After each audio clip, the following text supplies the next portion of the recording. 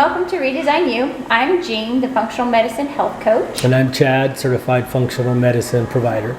We're going to talk about Sibo, small intestinal bacterial overgrowth, and the low FODMAP plan, which you may be prescribed by a functional medicine provider. And we're going to make a meal during this video to show you how easy and simple it can be to be on the low FODMAP plan. One of the reasons I was excited about doing this is because we have a lot of different types of prescribed meal plans that we will do for very specific reasons. And where we live, Sibo is very, very common, standing for small intestinal bacterial overgrowth.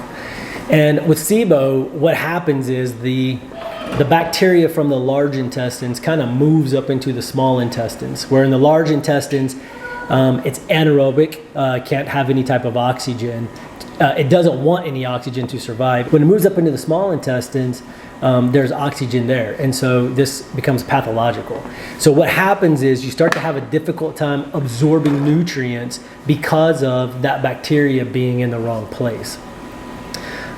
Many common symptoms with Sibo would be brain fog, bloating, a lot of gas, burping, or flatulence, abdominal distension where you feel like you just get full real quick, and tiredness. There are many types of Sibo. So with a hydrogen-based Sibo, the clinical presentation is people will gain weight and have problems with diarrhea.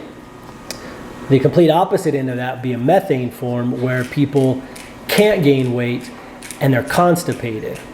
And then you get the mixed form, and then there's a fungal form as well.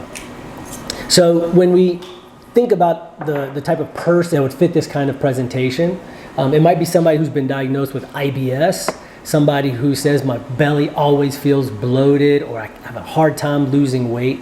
And this is one of the things that we would test for when we are listening to those symptoms. If you're interested in what I'm making, I'm going to make an Asian chicken noodle salad. So I just have my chicken in coconut oil right now to get it all browned up. And then I will be adding rice noodles to my water as soon as it's ready. People who have Sibo, how do you test for Sibo to know that they have that to confirm it?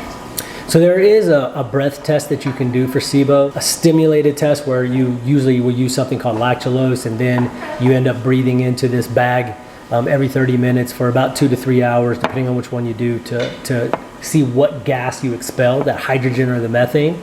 But many times we're able to get a good idea that this is what you have just based off of a stool analysis. And that was one of the things where people say in functional medicine, you're ordering all of these tests. Well, after you've been doing this for a while, you can pretty much order a stool analysis, which is probably the most expensive thing that we do, which is about $379 in cash to the company that does that. And then you get a good idea that that's what the person is going through. Now, can you talk about why they would be on the low FODMAP and what does low FODMAP mean? Yeah. So Sibo, with Sibo, it does live off of fermented foods. And so all of the different diets for Sibo are pretty much low carbohydrate diets. And we're trying to remove different types of sugars because you're trying to see if people are lacking enzymes. You're trying to find the triggers. People who take proton pump inhibitors, Prilosec, omeprazole, Nexium, those medicines have a very, very high rate of developing Sibo after being on that medicine for 3 months, or a lot of antibiotics. Another cause would be people who don't have enough stomach acid. Many people who have heartburn automatically think they're overproducing acid, where actually they are underproducing acid, which is another thing that we're able to test for. Could you just explain what low FODMAP means so people understand? Because when you're on that plan, you eliminate certain types of food. So the FODMAP, or FOD, has a very specific meaning. Right. Yeah. So we remove the fermented foods that feed Sibo, including very healthy foods like broccoli, asparagus, garlic, onions. I mean, these are all things that actually feed that. But the FODMAP itself stands for fructooligosaccharides, disaccharides, monosaccharides, and these polyols. There's different foods that are in each of those categories. So then after we go through these meal plans, we bring back these things in a specific way so that we can see if somebody's actually lacking those enzymes or having a problem with one of those being the actual trigger. So when people eat these fermented foods or these foods that are in this FODMAP category, what they do is they feed that bacteria, which makes it even stronger. And that bacteria is in the small intestines, which then prevents the small intestines from being able to absorb those nutrients. And that's what actually causes a lot of the symptoms that people experience from Sibo. Are the prebiotics feeding those bacteria that cause that problem? Yeah, so many of the prebiotics, the probiotics actually are food for Sibo. Okay, I'm gonna make the sauce for our meal, and I'm just gonna use brown rice vinegar, some coconut aminos, and some maple syrup. Because when you're on the low FODMAP meal plan, you're eliminating sugars and you're eliminating soy, and so I'm using some substitutes in order to create our Asian meal for this evening. And while I do that, would you talk about the interventions? Yeah, so when we do the intervention for Sibo, one of the problems is we remove a lot of essential nutrients from your foods, and you remove a lot of necessary things. You know, you talk about broccoli and garlic and onions and the health benefits of those. So when we do this, we have to actually starve out the Sibo, and that's what one of those interventions is, a certain meal plan to be able to starve out that bacteria in order to be able to address that.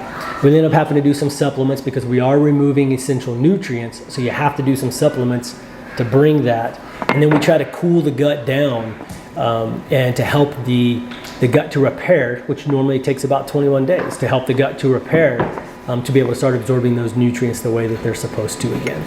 One of the hardest things I think to eliminate in the FODMAP is garlic and onions. So you can't have onions in your meals or garlic, which makes everything taste so good. But on green onions, you can use the tart part, but you can't use the white portion of the green onion. So that's a nice addition to your meals when you can't have, if you like onions, your normal onions. One of the hard things that when I'm having a patient that I'm putting through a plan like this is that they Google a lot of stuff, and which is wonderful because there's a lot of different recipes out there. But the thing that we do in functional medicine is going to be more research based with these foods. And so when I put somebody through this, I do ask them to stay very specific to what we have talked about, because a lot of people put out there their own experiences, and those people's experiences are going to be different than yours. So for a couple month period, it can be a very specific meal plan. For most of the women that I work with, their concern is how to make these dinners that are going to incorporate the FODMAP for their family.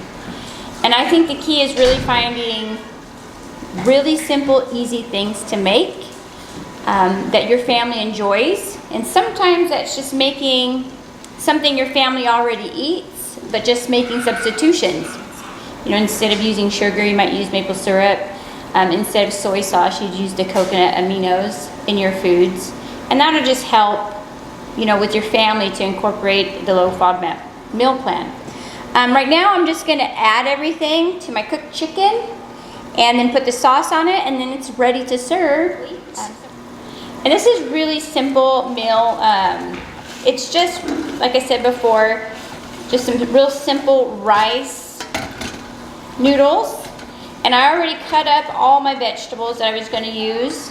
I have bell peppers, the top of green onions, and obviously, like I said before, the ginger and the other sauce, which was coconut aminos and maple syrup.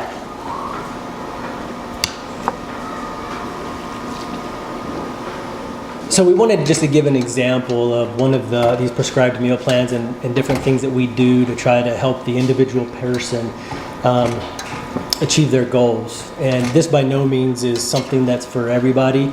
It is for a specific type of person. And so in functional medicine, this is one of the reasons why I love it so much, is depending on what's going on with that person, that intervention is going to be specific for that person.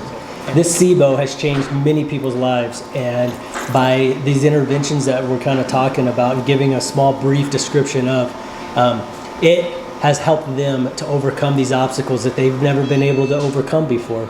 So we're super excited to announce that next week we're going to do a whole series on the immune system, as well as what are some things that we can do to help our immunity, especially in this whole world with all this COVID and this pandemic. But this will be in general for any type of immunity.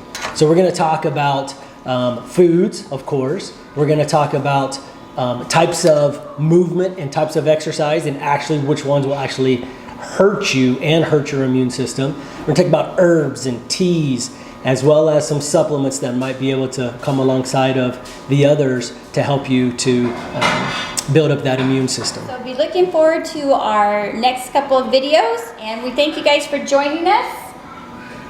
We thank you for being a part of what we're doing, and we certainly wish you well in 2021, and I hope that health and wellness follows you throughout the year. Stay healthy. Thank you. Thanks. Bye. How's it taste?